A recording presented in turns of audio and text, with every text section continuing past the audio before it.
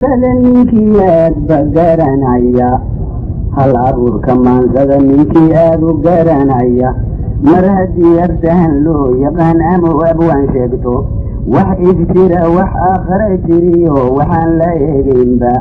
waa inuu ogaadaa sidii urku baalaayeen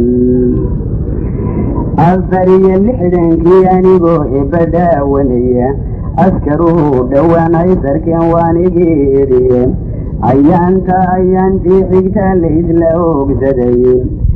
kal dhimatay waa kay xigtiyo aalad qaraxdaayeen